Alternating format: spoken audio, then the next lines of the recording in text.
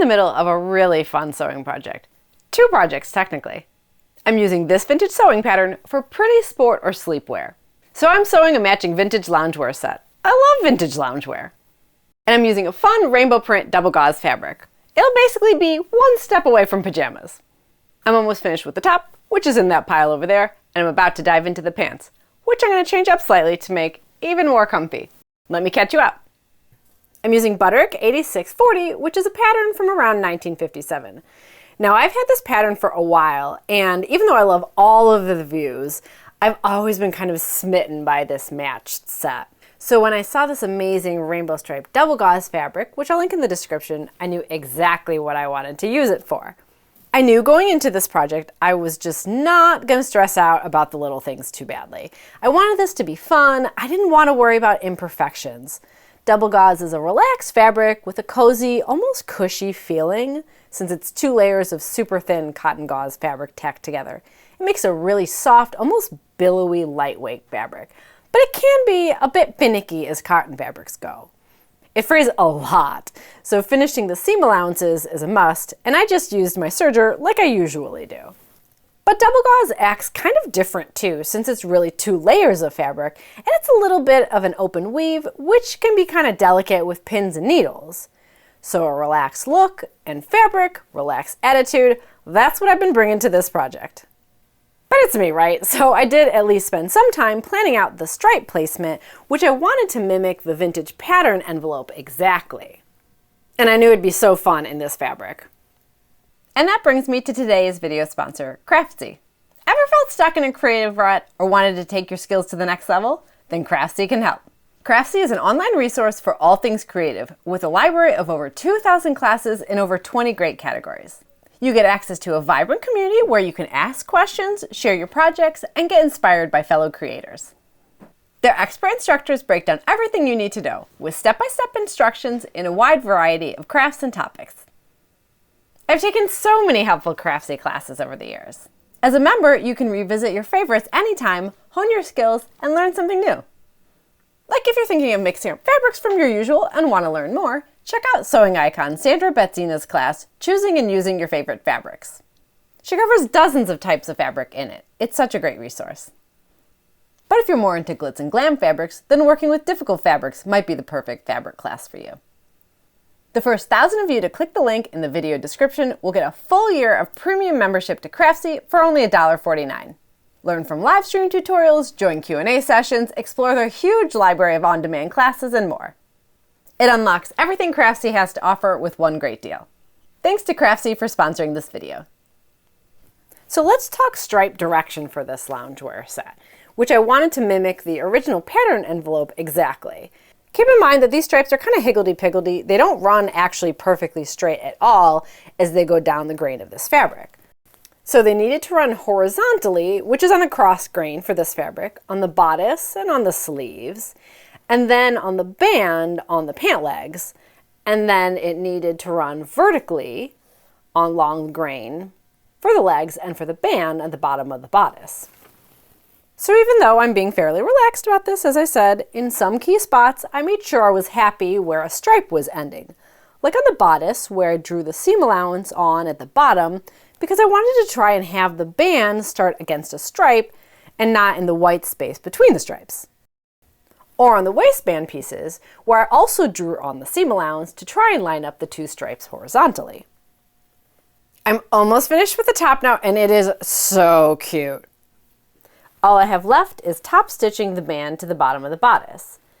For this top, I've followed the pattern instructions pretty much exactly, but I did change how I attach the band to the bottom. The pattern has you attach it from the inside so that the folded hem allowance is actually on the outside before you top stitch it. I just felt using double gauze fabric that the chances of that folded in hem looking as clean from the outside were lower, so I sewed it from the outside with the folded hem on the inside, and then I'll just top stitch like normal.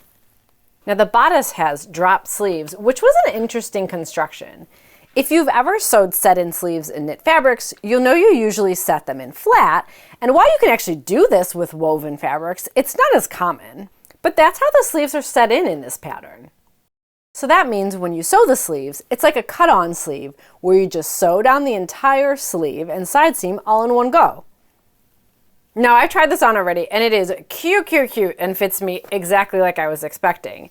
Now I didn't do a muslin of this top, even though I'd never sewed this pattern before, so the reason that I was confident that this would work is, well, I mean, for one, it's a relaxed fit boxy top after all. But more specifically, it's actually because I compared the pattern pieces ahead of time to Butterick 7557, which is from just a year or two before Butterick 8640, and this is one of my absolute favorite tops. In fact, this is the pattern that I used for the aqua French terry top I was wearing earlier. And while I often use this pattern for stable knits, it's meant for wovens. And the bodice and sleeve pieces of the two patterns were almost exactly the same, so I had no problem just plowing ahead without a muslin. So the pants will be next, and those definitely needed a muslin. But this was the point in the project where I went very rogue from Butterick 8640 in two major ways. First of all, like I did for the top, I compared the leg pattern pieces with a similar vintage pants pattern that I've used, Simplicity 4401, from the early 1960s. I've sewed this one and riffed on it about 1,000,000 times. And I don't know, I just felt like the pattern pieces were so different for the legs, for essentially the same look, except for the band at the hem of the legs. So I just decided, you know what, forget it. I'm just going to use Simplicity 4401 for the pants and just add the leg bands to that. Now here's the second big thing. Since these are lounge pants, I wanted them to be as comfortable as possible. So I wanted to make up for the more slim fit in the leg, which is less comfy obviously than wider leg pants. And so you can see on my muslin here that I decided to redraft things to make the back waistband elastic, which is why I did a muslin on a pants pattern that I've sewed 1,000,000 times. Both to make sure that I could figure out how I wanted to actually sew the waistband and to make sure that the pants would actually fit. Because the elastic means that the entire back leg pieces need to be wider at the hips so you can actually pull these pants on over your butt and your hips. And yeah, that does mean that this is much more of a relaxed fit in the back with that gathered back, but remember, this is loungewear. That's what I'm going for here, casual and relaxed. So I worked all that out, did my muslin, and here we are. Let me walk you through how I did that on the pattern pieces and how I intend to sew this, because it's actually really easy. Loungewear set that's one step away from pajamas, here I come. In my case, I only wanted an elastic back waistband, so it was still flat in the front waistband. So I took my back leg pattern piece and just completely ignored the waistline darts. So that fabric would just end up being taken into the width of the upper hip area here. Then you basically just need to straighten out the side seam here. So at the widest point of the hip, so in my pattern, it's about here, I just started by drawing a line straight up to the waist. And you can also do the same thing if needed, if there's any curve on the center back seam line too. So if I lay this on top, you can actually see my original and then my new pattern piece here. So basically, if I line these up, you can see how I added width to the side seam of my back leg, and then I also added width here at the center back seam. And this is the point where you have to bust out a little math here, because this has to fit over your hips and butt. So what I did was pick around the widest part of the hips, which obviously is straight now on the back leg, and the same for the front, and not including the seam allowances on either side. I measured the width of the front leg piece and the back leg piece to see if they'd fit me. And it was pretty close, but I wanted to have a couple of inches of positive ease, so I extended the seam allowances a little bit to flare them out instead of just being straight up and down. Then I just split up my waistband piece, measuring the front for both legs sewed together and adding seam allowances, and then the same for the back waistband piece. And I'll show you how the waistband goes when we get to there shortly. But before I can get to the waistband, I have to sew up the rest of the pants first. When I did the muslin for the pants, once I tried it on and knew I could successfully pull the pants on, I actually opened up one of the side seams to test and see if I wanted side seam pockets. I have included side seam pockets in this trouser pattern before, but it does add some bulk to the hip area, so I typically don't. But hey, sometimes you just want pockets. With the extra ease from the gathered back and with the drape in this relaxed double gauze fabric, it should work out fine. And you know what? If it turns out in the end that it's not the best look, who cares? I'll still have pockets. And my pants are mostly assembled now. I have my side seam and my inseam done. This is the front. Here is where the front ends, so you can see how much more fabric there is for the back, since that will be gathered. And I am next going to do the little hembands, which are going to look so cute.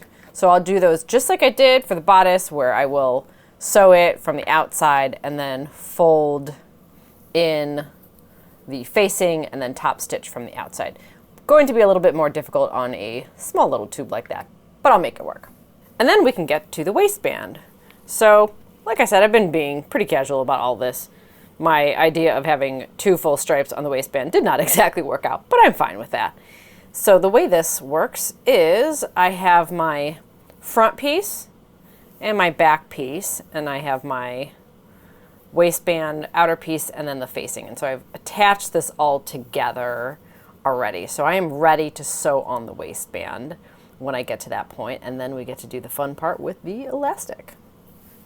Pinning a band is a lot easier when it's on a wider piece of fabric, but I just put the right sides together to sew the band to the leg from the outside of the fabric, which, as I said, was the opposite way the pattern instructed.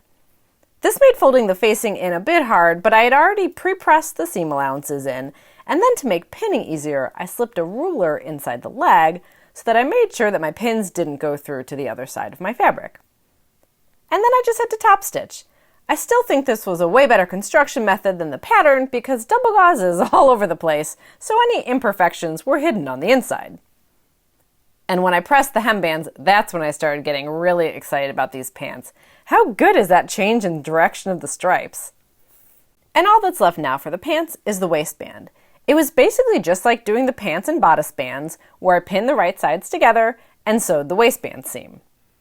Okay, I have my waistband attached to the waist, and here's how this will go together. This is the front. I have the front waistband piece, and then the back waistband piece.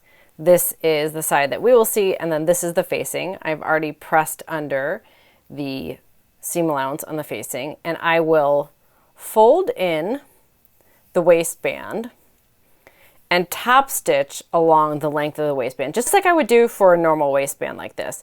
The difference is I need to insert this elastic into the back. I've made it a little bit longer than I think that I need, and I will try this on just to make sure that I'm happy with the width of the elastic. When I tried my muslin on, I actually decided that I wanted that a little bit shorter than I would have expected. So I will fold the waistband and I will top stitch it shut, except that at each of the side seams, so where my little pockets are, I will leave about, probably about 2 inches free here. And then what I'll do is I'll feed the elastic in what will now be the casing for the back. And then I'll just pin the elastic at the seam allowance and stitch in the ditch, which is why I did a 2-piece front and back waistband. And that's how I will get my elastic back waistband. Now there's another way that you can actually construct this, and I did test this out on my muslin. And instead, I think that was maybe called the envelope method, and I believe it's how this would be done in a factory setting. But basically the elastic goes in before you close the waistband. And I tested that out, and it was pretty difficult to do, and I just thought it would be absolutely impossible with this double gauze fabric because it just wants to fray and shred so easily. I just thought it was going to be a total hot mess. So doing a casing method for this is going to be the way to go here. And I have my waistband pinned and ready to top stitch. I will leave open each side seam, probably closer to 2 or 3 inches. And this on the back now becomes the casing because it'll be open on both sides. And then I will take a safety pin and feed my elastic in, which will sure up the back, and I will have myself some pants. Maybe kind of crazy clown pants, but hey, they're gonna be cute. So I just top stitched that waistline seam, leaving the side seams open, and then I could insert the elastic into the back waistband. I used a safety pin on one end and shoved it on through. I say that like it was easy, but actually I needed to trim down the width of the elastic twice, so this took a while. Okay, these are almost finished. I did a stitch in the ditch to secure the elastic, not sure if you can see that, on one of the side seams, and in the end I will top stitch that little gap shut that I used when I was inserting the elastic into the casing. And I've tried these on. They look just as cute as I was hoping they would. They're absolutely silly and adorable.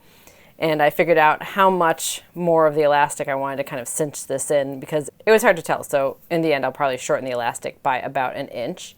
And I will stitch in the ditch on the other side. And then all I have left is to probably do a couple little tacks maybe in the white bar between the stripes, because when I tried this on, the elastic was folding over, so I got this old vintage knitting needle out to kind of straighten it out. That's what these pins at the top are. And I'm thinking just maybe 1, 2, 3, 4, a few little tacks in the white area between the stripes. That might keep it in place, because I don't know if it'll start twisting around in the laundry. That probably would have been a case to do a 1-piece waistband instead of a 2-piece with understitching, because that might slide to the outside of the garment. But honestly, I really don't care. They're lounge pants. The waistband's probably going to be covered up anyway most of the time when I'm wearing this. And quite frankly, they're just too cute for me to care. Okay, I love how this loungewear set turned out. It looks exactly like I hoped it would when I was planning it. There are very few changes I'd make if I made either of these pieces again.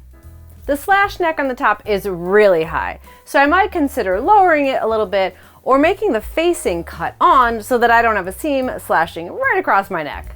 And I love my back elastic waistband modification. It was the perfect way to make these extra cozy without looking like full-on pajama pants. Next time I'd probably go back to the original height of my waistband, which is about 1/2 inch taller, or else I'd add a little bit to the rise, because with the elastic waistband and the more relaxed fabric, these tend to sit a little bit lower than my natural waist. So I'd like them a little bit higher. But no big deal, minor complaints. I will absolutely wear this crazy vintage loungewear set, both as a set and as separates, because I have at least 2 other casual vintage 50s tops that will look great with these pants, including the aqua sweatshirt with the standing collar that I was wearing in the intro. And this double gauze fabric is so soft and comfortable to wear. Now, it wasn't the easiest fabric to work with, which is why my relaxed attitude served me perfectly for this project. And don't forget, I have pockets. You might like one of these other 2 videos, and in the meantime, I'm gonna go off and enjoy this amazing vintage loungewear set. See you soon for more vintage sewing. And this is the front. Oh, no it's not, that's the back.